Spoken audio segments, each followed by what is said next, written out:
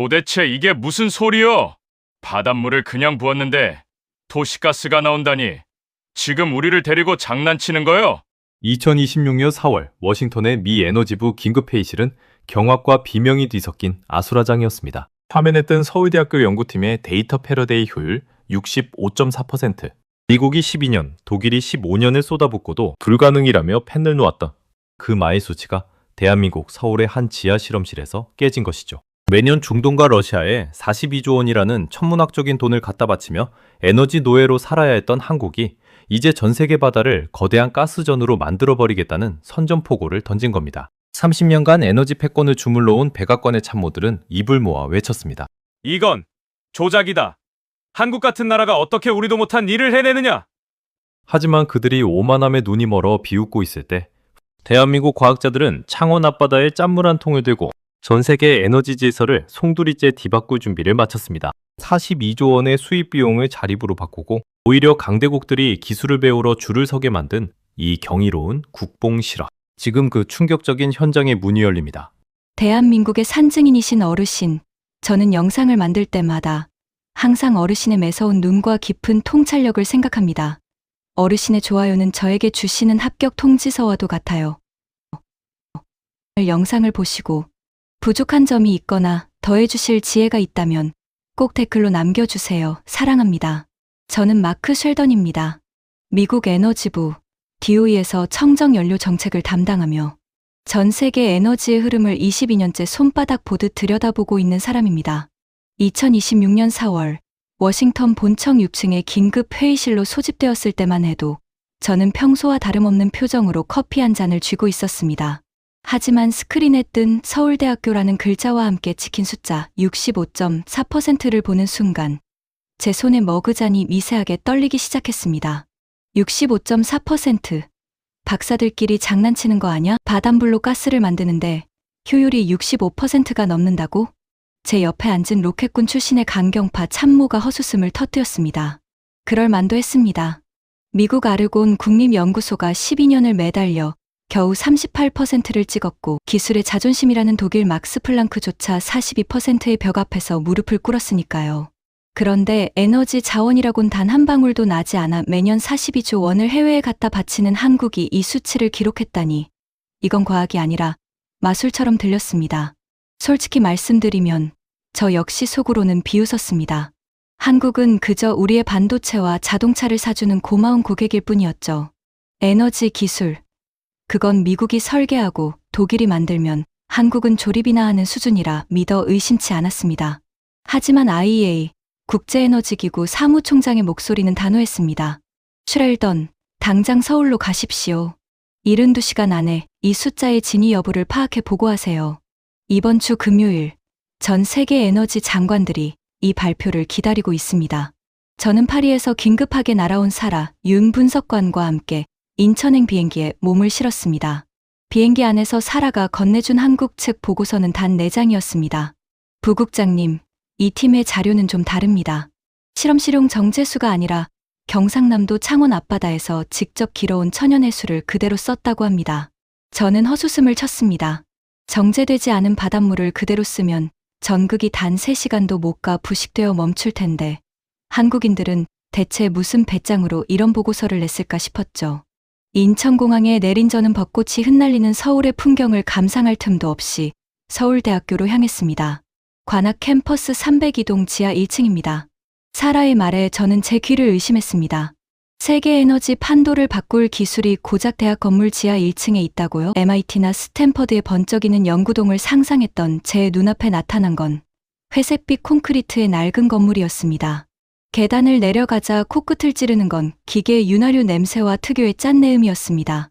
그곳에서 체크무늬 셔츠에 목에는 고글을 걸친 영락 없는 공학도 차림의 박상욱 교수가 저를 맞이했습니다. 그의 손은 부드러운 펜대를 쥔 학자의 손이 아니었습니다. 기름때가 박이고 굳은 살이 밴 직접 장비를 조립하고 바닷물을 나르는 현장 기술자의 손이었죠. 웰컴, 쉘던 부국장님. 창원 바닷물 한 통 받아놨습니다. 직접 보시는 게 빠르겠죠? 박 교수가 가리킨 구석에는 마산 하포구 앞바다라고 적힌 20리터짜리 플라스틱 통 2개가 놓여 있었습니다. 뚜껑을 열자 훅 하고 올라오는 비릿한 바다 냄새. 그 순간 저는 깨달았습니다. 이들은 지금 실험실의 정밀한 환경이 아니라 거칠고 더러운 실제 바다와 싸우고 있다는 것을 말입니다. 제 안의 오만함이 거대한 파도 앞에 섬 모래성처럼 서서히 흔들리기 시작했습니다. 72시간의 검증 시계가 돌아가기 시작한 순간이었습니다. 지하 실험실의 공기는 무거웠습니다. 환풍기가 돌아가는 낮은 기계음 소리만이 정막을 채우고 있었죠. 저는 팔짱을 낀 채 박상욱 교수가 가리킨 모니터를 노려봤습니다. 화면 속에는 제가 평생을 바쳐온 에너지, 공학의 상식을 완전히 부정하는 공정 흐름도가 그려져 있었습니다. 박 교수, 지금 이 설계가 제정신입니까? 제 목소리가 차갑게 실험실을 찢었습니다. 미국 아르곤 연구소도, 독일 막스 플랑크도 해수를 가스로 만들려면 반드시 담수화 공정을 거쳐야 한다고 결론 내렸습니다. 소금기와 불순물을 빼지 않고 전극을 담그면 단 3시간 만에 전극이 녹아버리는 게 물리 법칙입니다. 그런데 담수화 단계를 통째로 건너뛰겠다고요? 이건 과학이 아니라 마술이거나 아니면 사기입니다. 제 옆에 선 사라 윤분석관의 얼굴이 굳어졌습니다. 하지만 박 교수는 오히려 담담했습니다. 그는 책상 위에 놓인 거친 장갑을 끼더니 20리터짜리 플라스틱 통에 든 마산 앞바다의 시퍼런 바닷물을 직접 셀 안으로 쏟아부었습니다. 쉘던 부국장님, 미국이나 독일이 실패한 이유는 간단합니다. 바닷물을 깨끗하게 고쳐서 쓰려고 했기 때문이죠. 박 교수가 장비를 가동하며 말했습니다. 우리는 반대로 생각했습니다. 바닷물이 더러우면 그 더러운 불순물들이 달라붙지 못하는 전극을 만들면 되는 것 아닐까. 우리는 벽을 넘으려고 애쓰는 대신 그 벽이 필요 없는 새로운 길을 냈습니다. 기계가 우문거리며 돌아가기 시작했습니다. 검은색 전극 사이로 바닷물이 흐르고 잠시 후 가스 크로마토그래프 장비의 수치가 요동쳤습니다. 모니터에 선명한 빨간색 그래프가 그려졌습니다. 메탄 CH 4점. 불순물 가득한 바닷물이 들어갔는데 반대편 노즐에서는 순도 높은 도시가스가 뿜어져 나오고 있었습니다. 말도 안 돼. 사라가 신음처럼 내뱉었습니다. 화면에 찍힌 숫자는 65.4%. 저는 제 눈을 의심했습니다. 22년 동안 전 세계의 수많은 보고서를 검토했지만 이런 숫자는 본 적이 없었습니다. 더 충격적인 것은 그 다음이었습니다. 1시간, 2시간. 시간이 흘러도 그래프는 꺾이지 않았습니다. 보통의 장비라면 나트륨과 마그네슘이 전극에 달라붙어 효율이 뚝 떨어져야 하는데 서울대의 이 장비는 마치 아무 일도 없다는 듯 매끄럽게 가스를 뽑아내고 있었습니다. 어떻게 이럴 수 있는 겁니까? 제 오만했던 목소리가 처음으로 떨리기 시작했습니다. 옆에 서 있던 한정우 교수가 시뮬레이션 데이터를 띄웠습니다. 우리는 3년 동안 분자 단위로 전극 표면을 설계했습니다. 나노 크기의 구멍들이 불순물을 밀어내고 물 분자만 잡아채도록 만든 거죠. 이 전극 구조 하나를 완성하기 위해 우리가 돌린 시뮬레이션만 수만 번입니다. 슈퍼컴퓨터가 타버릴 정도로 돌리고 또 돌렸습니다. 저는 그 수치를 하나하나 훑어 내려갔습니다. 데이터는 거짓말을 하지 않습니다. 24시간 연속 가동 중에도 효율 저하율 1% 미만. 이건 단순히 실험실에서 한번 성공한 운 좋은 결과가 아니었습니다. 이건 이미 상용화 공장에 그대로 갖다 놔도 손색이 없는 완성된 기술이었습니다. 그때 제 태블릿에서 알림이 울렸습니다. 파리의 해밀턴 위원장이었습니다. 화면 속 해밀턴의 표정은 여전히 비웃음으로 가득했습니다. 슈렐던, 거기 공기는 어떤가? 한국인들이 보여주는 마술쇼에 속아 넘어가고 있는 건 아니겠지. 그들이 말하는 65%는 아마 가짜 바닷물을 썼을 때나 나오는 숫자일 거네. 저는 화면 속 해밀턴을 잠시 쳐다보다가 카메라를 돌려 구석에 놓인 흙탕물 묻은 플라스틱 통을 비췄습니다. 위원장님, 여기는 마술쇼장이 아닙니다. 여기 있는 건 창원 앞바다에서 떠온 생선 비린내가 진동하는 진짜 바닷물입니다. 그리고 그 바닷물로 지금 65%의 가스가 나오고 있습니다. 독일이 3시간 만에 포기한 그 일을 이들은 24시간째 해내고 있습니다. 해밀턴의 입이 굳게 다물어지는 것이 보였습니다. 파리 회의실의 웅성거림이 마이크를 타고 전해졌습니다. 저는 전율을 느꼈습니다. 22년 전 제가 DOE에 입사했을 때 선배들은 제게 가르쳤습니다. 에너지는 자원을 가진 나라가 지배한다고. 하지만 지금 제 눈앞에 펼쳐진 광경은 그 진리를 정면으로 반박하고 있었습니다. 에너지는 자원을 가진 나라가 아니라 그 자원을 만들어낼 수 있는 집념을 가진 나라가 지배한다는 것을요. 박 교수가 땀에 젖은 고글을 벗으며 제게 물었습니다. 쉘던 부국장님, 이제 이 기술이 동화책에 나오는 이야기 같으신가요? 저는 대답할 수 없었습니다. 대신 제 수첩에 적혀 있던 일심이라는 단어를 까맣게 지워버렸습니다. 그리고 그 자리에 새로운 단어를 적었습니다. 혁명. 하지만 진짜 싸움은 이제부터였습니다. 이 기술이 세상에 나가는 순간 중동의 오일머니와 전 세계 LNG 시장을 장악한 강대국들의 거센 반발이 시작될 것이기 때문입니다. 박 교수와 저는 알고 있었습니다. 이 작은 지하 실험실에서 시작된 불꽃이 이제 전 세계 에너지 패권이라는 거대한 화약고를 향해 달려가고 있다는 사실을 말입니다. 창밖으로 서울의 밤이 깊어가고 있었지만 302동 지하 1층의 불은 꺼질 줄 몰랐습니다. 대한민국 과학자들의 7년, 그 눈물겨운 시간이 드디어 전 세계를 향해 그 날카로운 발톱을 드러내고 있었습니다. 목요일 오전 9시 서울대 302동 지하 실험실에는 팽팽한 긴장감이 감돌았습니다. 대형 모니터 안에는 파리 IEA 본부 회의실의 풍경이 비쳤죠. 리처드 해밀턴 위원장을 필두로 독일, 일본, 프랑스 등 에너지 강대국들의 대표단이 나란히 앉아 있었습니다. 그들의 표정은 마치 죄수를 신문하는 재판관처럼 차갑고 무거웠습니다. 자, 쉘던 부국장. 현장 실사 결과를 보고하시죠. 한국이 정말 물 위를 걷는 기적이라도 일으켰으니까. 해밀턴의 목소리에는 여전히 조롱 섞인 가시가 돋아 있었습니다. 저는 카메라를 똑바로 응시하며 입을 열었습니다. 제 목소리는 그 어느 때보다 단호했습니다. 위원장님, 그리고 각국 대표단 여러분. 제가 현장에서 확인한 수치를 말씀드리겠습니다.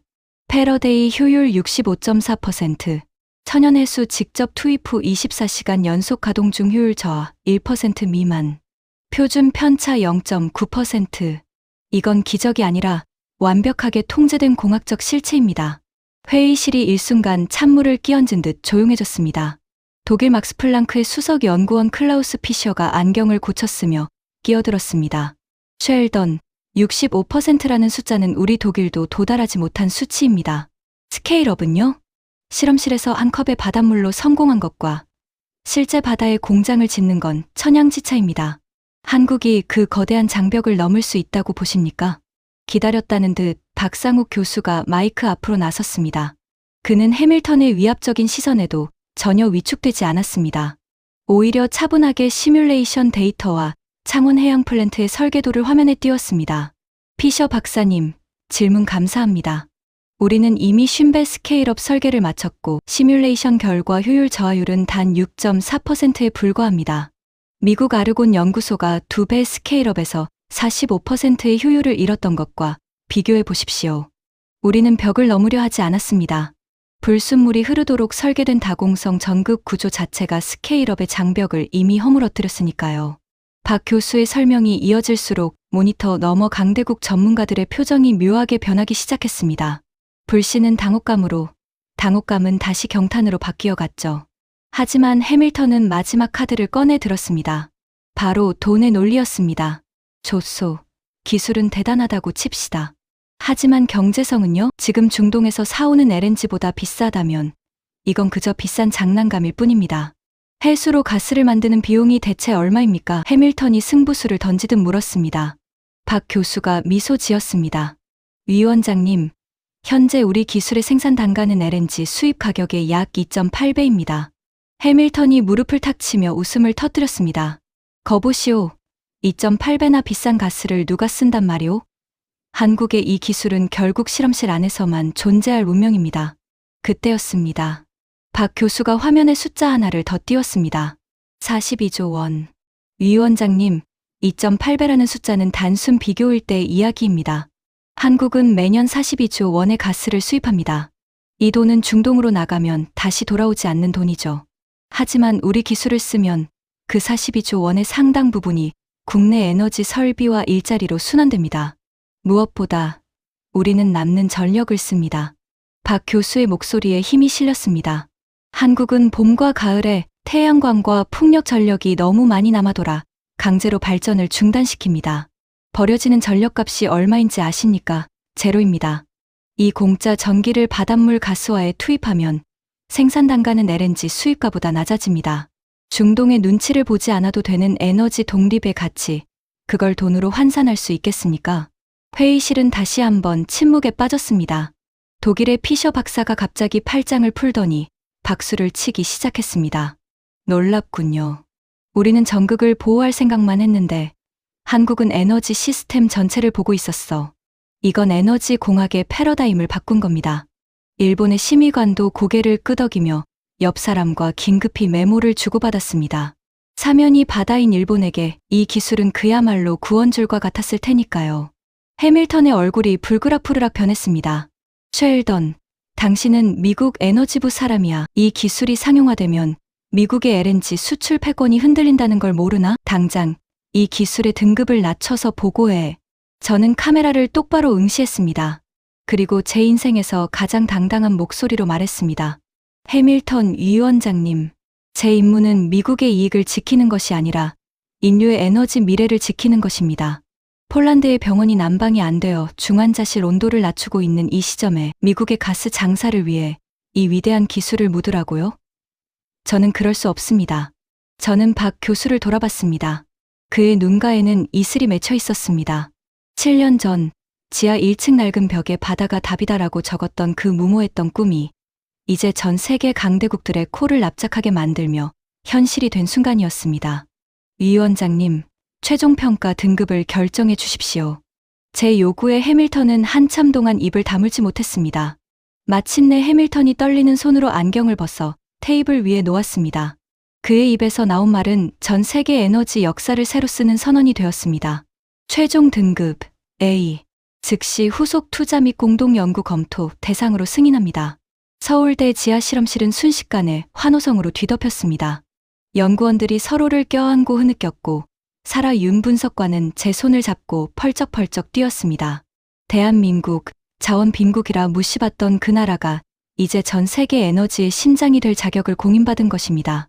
42조 원의 수입국이 아니라 400조 원의 기술 수출국으로 거듭나는 위대한 역전극의 서막이었습니다. 파리 IEA 본부에서 A등급 승인 소식이 전해진 직후 서울대 302동 지하실험실은 그야말로 눈물의 바다가 되었습니다.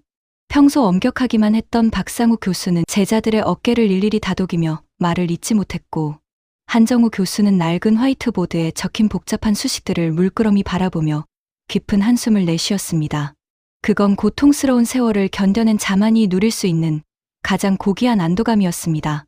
저는 그 감동의 현장에서 한 발짝 물러나 연구실 한쪽 벽면을 가득 채운 기록들을 살펴보았습니다.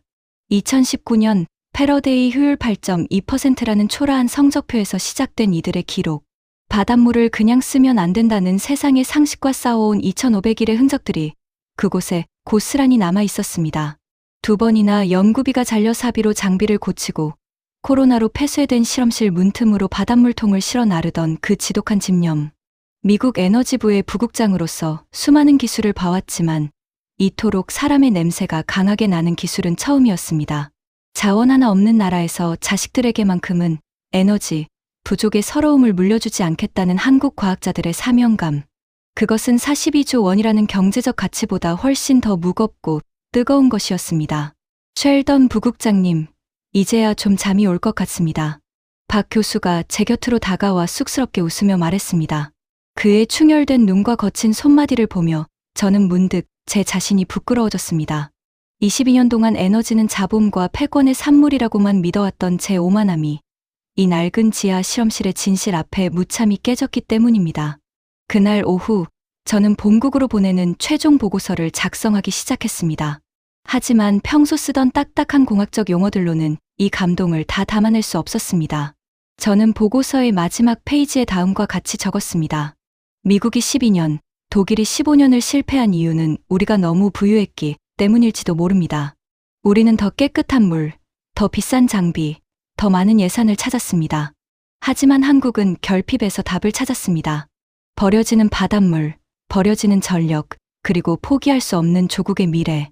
진정한 에너지 혁명은 텍사스의 유전이 아니라 서울의 어느 지하 실험실에서 시작되었습니다. 이제 우리는 한국을 가르칠 대상이 아니라 우리의 미래를 부탁해야 할 파트너로 인정해야 합니다. 보고서를 전송한 지 단 1시간 만에 백악관과 펜타곤에서 연락이 쏟아졌습니다.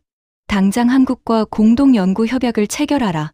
미국 내에 서울대 연구팀의 파일럿 플랜트를 유치하라는 긴박한 지시들이었죠. 독일 막스플랑크와 일본 경제산업성 역시 이미 서울행 비행기 표를 끊었다는 소식이 들려왔습니다.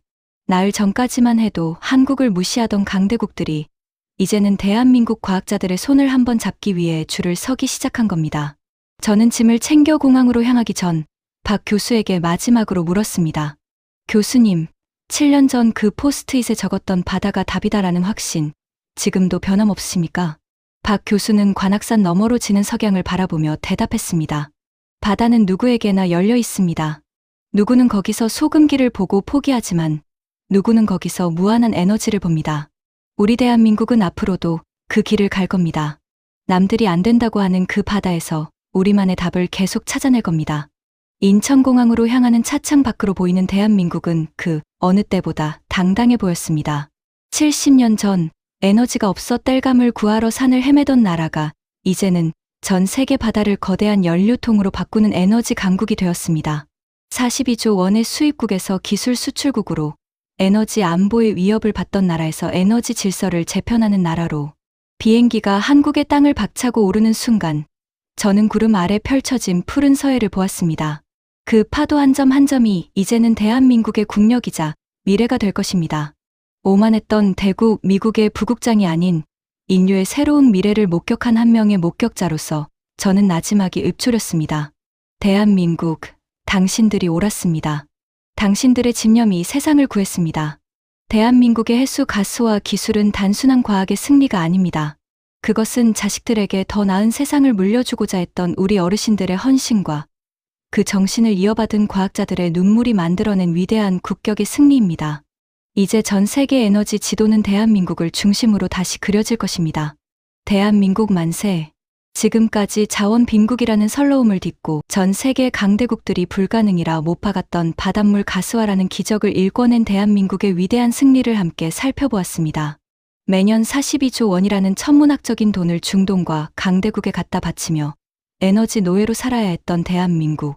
하지만 우리 과학자들은 낡은 지하 실험실에서 7년이라는 긴 세월을 버텨내며 끝내 답을 찾아냈습니다. 이 가슴 벅찬 대역전극을 보며 우리 시청자 여러분은 어떤 생각을 하셨나요? 사실 이 기술은 단순히 연구실에서 나온 것이 아닙니다. 그것은 바로 이 나라를 지탱해 오신 우리 어르신들의 집념이 고스란히 이어진 결과입니다.